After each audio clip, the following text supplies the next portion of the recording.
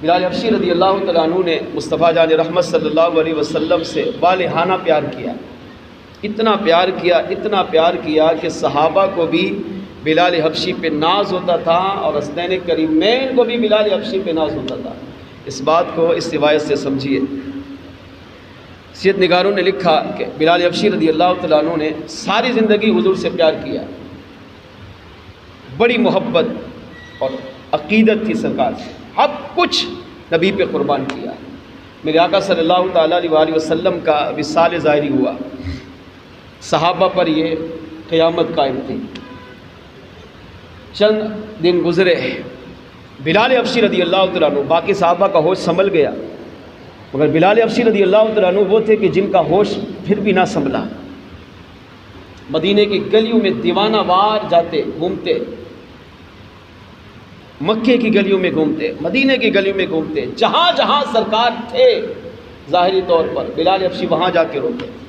کبھی دیوار کو چوم کے رو رہے ہیں، کبھی پتھروں کو چوم کے رو رہے ہیں، کبھی پہاڑوں کو چوم کے رو رہے ہیں، کبھی درختوں کو چوم کے رو رہے ہیں۔ جس جس جگہ سرکار بیٹھا کرتے، سرکار استعمال فرماتے، اس جگہ جاتے، اسے چومتے اور روتے۔ یعنی یوں سمجھے کہ بالکل دیوانگی والی کیفیت بلال حبشی پہ طاری تھی۔ بلال حبشی رضی اللہ تعالیٰ عنہ نے صحابہ سے مشورہ کیا، کہا میں مکہ مدینے میں نہیں رہ سکتا، کیونکہ میں جہاں بھی جاتا ہوں حضور کی یاد ستاتی ہے، حضور کی یاد تڑپاتی ہے، میں حضور کو دیکھے بغیر رہ نہیں سکتا۔ فیصلہ کیا کہ اب میں مدینہ چھوڑ کر ملک شام چلا جاتا ہوں۔ آپ نے مدینہ تجربہ چھوڑا۔ عاشق کے لیے مدینہ چھوڑنا آسان نہیں ہے، سچا عاشق ہوتا ہے نا بلال حبشی جیسا، وہ کہتا ہے کہ میں مدینے سے واپس آنا اس سے بہتر ہے کہ بندہ مر ہی جائے۔ اور واپس آ بھی گیا نا تو جسم آ رہا ہوتا ہے مگر روح اس کی وہیں پر رہ جاتی ہے، آنے کے بعد بھی خیالات، تصورات، ذہن مدینے کی طرف گم رہتا ہے۔ آپ نے مدینہ چھوڑا، کیوں؟ آقا علیہ السلام کی جدائی، حضور کا فراق برداشت نہیں ہو رہا تھا۔ ملک شام چلے گئے، وہاں بھی بے قراری، بے چینی میں دن گزرتے گئے۔ المختصر کافی عرصہ گزرا، ایک رات سوئے، نیند نہیں آتی تھی۔ محدثین نے لکھا ساری رات تڑپتے تھے، نہ پیٹ بھر کر کھانا کھاتے، نہ پیٹ بھر کر پانی پیتے، نہ چہرے پر مسکراہٹ، نہ خوشی۔ دن میں بھی رونا، رات میں بھی رونا، کس کے لیے؟ اپنے محبوب کی دیدار کے لیے، آقا کی محبت میں، آقا کے پیار میں، آقا کے عشق میں۔ ایک رات آنکھ لگی تو مصطفیٰ جان رحمت صلی اللہ تعالیٰ علیہ وسلم نے خواب میں اپنا دیدار عطا فرمایا۔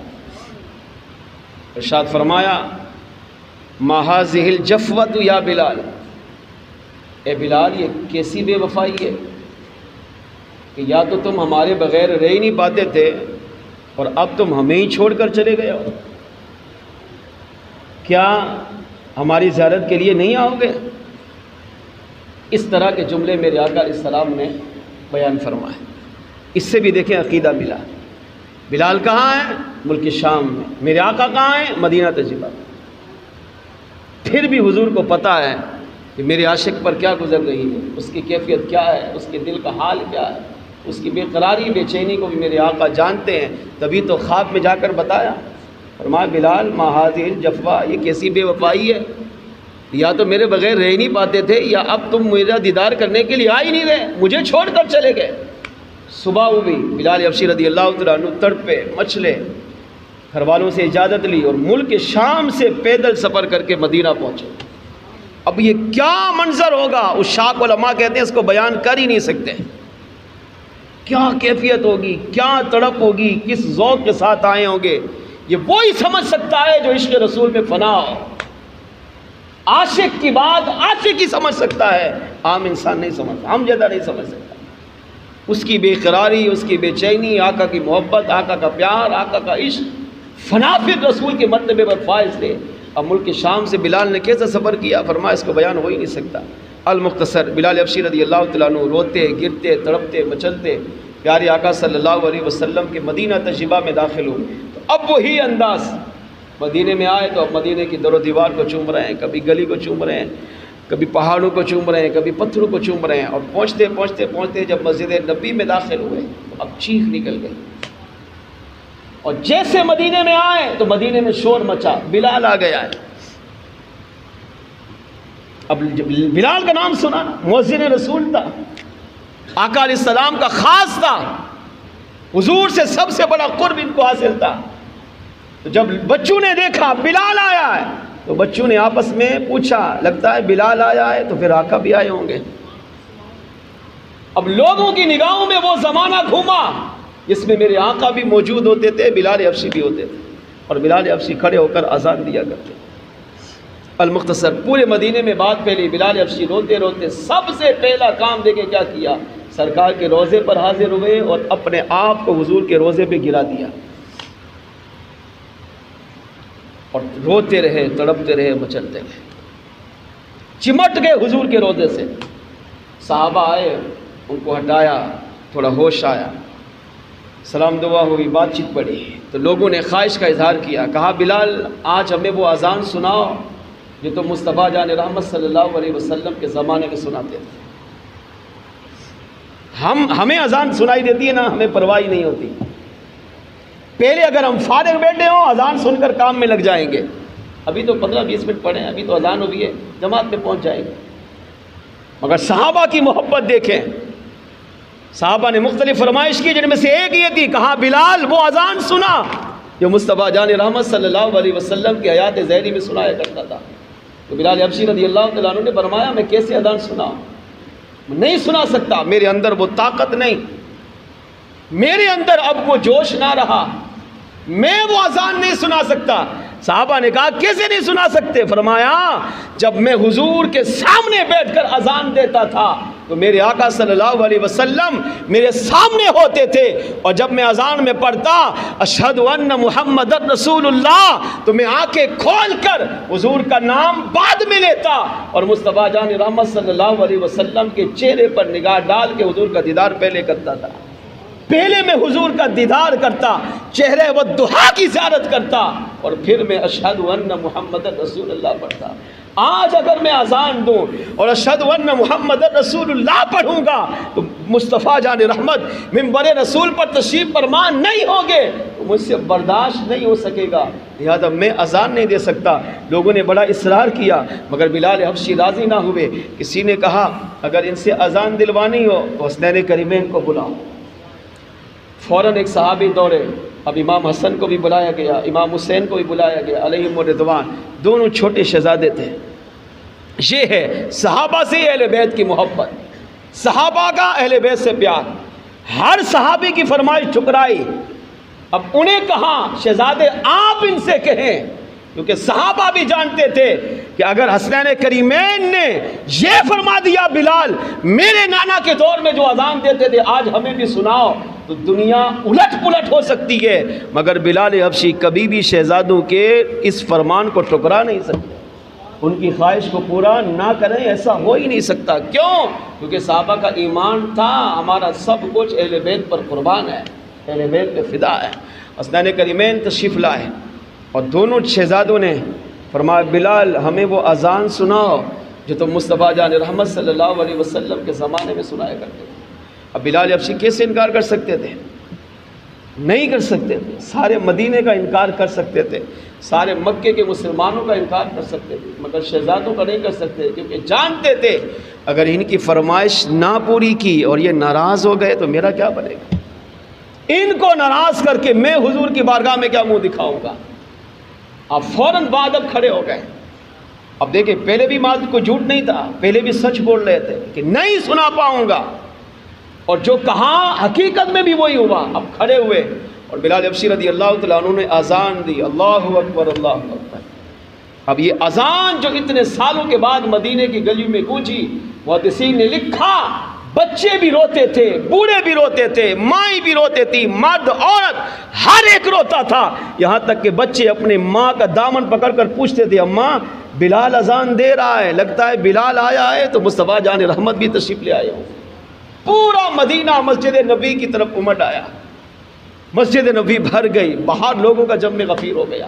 اور قیامت صغریٰ یعنی علماء کہتے ہیں وہی منظر تھا جو مصطفیٰ جان رحمت صلی اللہ علیہ وسلم کے وصال ظاہری کے وقت تھا۔ اب دوبارہ قیامت قائم ہوگی جب لوگوں نے بلال حبشی کی اذان سنی تو لوگوں کو بلال بھی یاد آئے، مصطفیٰ جان رحمت صلی اللہ علیہ وسلم کا مبارک زمانہ بھی یاد آیا، تڑپنے لگے، روتے رہے۔ اللہ اکبر، صدا گونج رہی ہے، پورا مدینہ حضور کی محبت میں تڑپ رہا ہے۔ یہ تھی اصل میں سچی محبت۔ اشہد ان لا الہ الا اللہ، اشہد ان لا الہ الا اللہ، اب یہ آواز گونج رہی ہے اور مدینے کے لوگ مسجد نبی کی طرف دوڑ رہے ہیں۔ اور جب بلال حبشی رضی اللہ تعالیٰ عنہ، اب یہ 4 جملے بھی کتنی مشکل سے انہوں نے ادا کیے ہوں گے، یہ وہی سمجھ سکتے ہیں یا سچے عاشق سمجھ سکتے ہیں۔ جب آپ کی زبان سے اشہد ان محمد رسول اللہ کا لفظ نکلا اور زبان سے حضور کا نام لیا تو آنکھیں بند کر کے اذان دے رہے تھے، اب اپنی آنکھوں کو کھولا، فوراً منبر رسول کو دیکھا تو منبر رسول خالی تھا۔ پہلے دیکھتے تھے تو آقا تشریف فرما ہوتے تھے، پھر بلال حبشی اذان کو مکمل کرتے تھے، اور آج اتنے سالوں کے بعد اب جب اذان دی اور حضور کا نام مبارک اپنی زبان پہ لیا، منبر رسول خالی دیکھا، چیخ نکلی، اگلا جملہ ادائی نہ کر سکے، زمین پر گرے اور بے ہوش ہو گئے۔ المختصر، صحابہ روتے تڑپتے مچلتے واپس چلے گئے۔ بلال حبشی رضی اللہ تعالیٰ عنہ کو ہوش آیا، فوراً حضور کے روضے پر گئے، اپنے آپ کو روضے پر گرایا اور عرض کیا، یا رسول اللہ صلی اللہ علیہ وسلم، غلام کو ملک شام سے بلایا ہے، غلام تو آپ کی بارگاہ میں حاضر ہے، مگر آپ اس غلام کو اپنا دیدار ہی نہیں کرا رہے۔ آپ نے پھر پردہ فرما لیا، غلام کو جس طرح ملک شام میں دیدار سے نوازا ہے، اب بھی غلام کو اپنے دیدار سے نوازیے۔ یہ کہا، مزار سے لپٹے رہے، چومتے رہے، روتے رہے، مزار کی مٹی کو چومتے رہے۔ اور صحابہ کہتے ہیں پھر بلال حبشی رضی اللہ تعالیٰ عنہ روتے تڑپتے مچلتے ملک شام واپس لوٹے۔ صحابہ نے روکا، یہاں رہو، یہاں زندگی گزارو۔ فرمایا یہاں نہیں رہ سکتا، میں حضور کی جدائی کس سے برداشت کر سکتا ہوں؟ یہاں ہر چیز مجھے آقا علیہ السلام کے غم میں رلاتی ہے، تڑپاتی ہے۔ جہاں بھی نظر اٹھا کر دیکھتا ہوں، مصطفیٰ جان رحمت صلی اللہ علیہ وسلم کا چہرہ یاد آتا ہے، حضور کی ادائیں یاد آتی ہیں، آقا علیہ السلام کے ساتھ گزارے ہوئے مبارک لمحات یاد آتے ہیں۔ اگر مدینے میں رہا میرا کلیجہ پھٹ جائے گا، میرا انتقال ہو جائے گا۔ میں چاہتا ہوں میں مدینے میں نہیں، ملک شام میں اپنے اہل خانہ کے ساتھ رہوں۔ وہاں چلے گئے، پھر روتے ہوئے ملک شام واپس لوٹے اور اپنی ساری زندگی مصطفیٰ جان رحمت کے عشق و محبت میں گزار دی۔ اس سے پتہ چلا بلال حبشی وہ سچا عاشق رسول تھا جس نے اپنے آپ کو حضور کی محبت میں، حضور کے فنا میں اپنے آپ کو فنا کر دیا تھا، اور پھر انعام بھی یہ ملا کہ محبت میں کامل تھے تو میرے آقا علیہ الصلوۃ والسلام نے فتح مکہ کے دن کعبے کی چھت پہ بلال حبشی کو چڑھایا۔ کعبے کے اندر مولا مشکل کشا کے ساتھ میرے آقا علیہ السلام نے بلال حبشی کو داخل کیا۔ آپ سوچیں صدیق اکبر بھی کھڑے تھے، فاروق اعظم بھی کھڑے تھے، عثمان غنی بھی کھڑے تھے، یہ صحابہ یقیناً بلال حبشی سے افضل والا صحابہ تھے، مگر مصطفیٰ جان رحمت صلی اللہ علیہ وسلم نے کعبے میں داخل بلال حبشی کو کیا، کعبے کی چھت پہ چڑھ کر بلال حبشی کو چڑھایا۔ اور جب بلال حبشی کعبے کی چھت پہ آئے تو میرے آقا نے فرمایا بلال اب چھت پہ چڑھ کر آذان دے۔ عرض کیا یا رسول اللہ پہلے زمین پہ ہوتا تھا، آذان دیتا تھا، آپ سامنے ہوتے تھے، اب میں تو کعبے کی چھت پر ہوں، اب میں کس طرف رک کر کے آذان دوں؟ میرے آقا علیہ السلام نے فرمایا بلال جس طرف تیرا نبی کھڑا ہے اسی طرف رک کر کے آذان دے۔ محدثین نے یہ بھی لکھا میرے آقا علیہ السلام جب بلال حبشی نے کعبے کی چھت پہ آذان دی، میرے آقا علیہ السلام گھومے، سرکار جس طرح گھومتے رہتے تھے بلال حبشی آذان میں بھی اسی طرح گھومتا رہتا تھا، جس طرف حضور کا رخ انور ہوتا تھا اسی طرف بلال حبشی کا چہرہ ہوتا تھا۔ یہ عمل کر کے صدیق اکبر جیسے جیے صحابی کہتے ہیں صحابہ ہمیں بھی اللہ نے بڑی شان عطا کی ہے، ہمیں بھی حضور کی غلامی کے صدقے بڑا کمال ملا ہے، مگر ہم بھی اگر ناز کرتے ہیں تو بلال حبشی کی قسمت پہ ناز کرتے ہیں کہ بلال حبشی کو اللہ نے امام العاشقین بنایا، سید المؤذنین بنایا، اور آقا علیہ السلام کی محبت نے بلال حبشی کو وہ مقام عطا کیا کہ جس مقام پر دیگر صحابہ بھی رشک اور ناز کیا کرتے تھے۔ اس سے پیغام یہ ملا اگر قیامت تک آنے والا حضور کا امتی بلال حبشی کے نقش قدم پر چل کر آقا علیہ السلام سے سچی محبت کرتا ہے، پیار سچا کرتا ہے، آپ علیہ السلام کی کی تعلیمات پہ عمل کرتا ہے، شریعت کی پاسداری کر کے اپنے آپ پر شریعت کے احکام کو نافذ کر کے زندگی گزارتا ہے، تو جس طرح میرے آقا نے بلال کو نوازا، اسی طرح میرے آقا اسے اس امتی کو بھی نوازیں گے۔ ہاں وہ امتی بھی مصطفیٰ جان رحمت کی بارگاہ میں مقبول و محبوب بنے گا، ہاں وہ امتی شریعت کی پاسداری کرنے کی وجہ سے اللہ کی بارگاہ میں بھی مقبول و محبوب ہو